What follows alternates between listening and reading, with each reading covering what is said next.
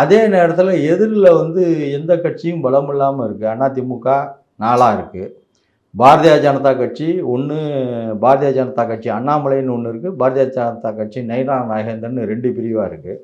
இப்போ அண்ணாமலை பிரிவு வந்து இந்த சைலண்ட் மோடில் போயிருக்கு. இப்போ நயினா நாகேந்திரன் பிரிவு ஓப்பனில் இருக்குது. பாட்டாளி மக்கள் கட்சி, ராம்தாஸ் பாட்டாளி மக்கள் கட்சி, அன்புமணி பாட்டாளி மக்கள் கட்சின்னு 2ஆ இருக்குது. அதை தவிர தேமுதிகவை பொறுத்தவரையும் திமுகவோட சேர்ந்துரும்னு சொல்கிறாங்க. ஓபிஎஸ் பிஜேபியிலேருந்து வெளில வந்துட்டார். தமிழக வெற்றி கழகம் விஜய் வந்து மாநாட்டிலே அறிவித்தார், வாங்க நம்மெல்லாம் சேர்ந்து கூட்டாட்சி நடத்துவோம், கூட்டணியில் பங்கு உண்டுன்னு சொல்லி விஜய் அறிவித்தார். அறிவித்து 1 வருஷம் தாண்டி போச்சு. இன்னைய வரையும் ஒரு லெட்டர் பேடு கட்சி கூட போய் விஜய்க்கு ஆதரவு தெரிவிக்கலை.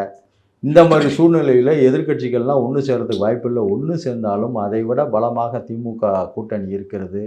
அதை விட பலமான பாசிட்டிவ் திமுகவுக்கு விஷயம் என்னென்னா, திமுக அரசினுடைய திட்டங்கள் எல்லா மக்களையும் எல்லோருக்கும் எல்லாம் என்ற அடிப்படையிலே சென்றடைந்திருக்கிறது. அதனால் திமுக மீண்டும் ஆட்சி வருங்கிறதுல எந்த சந்தேகமும் இல்லை.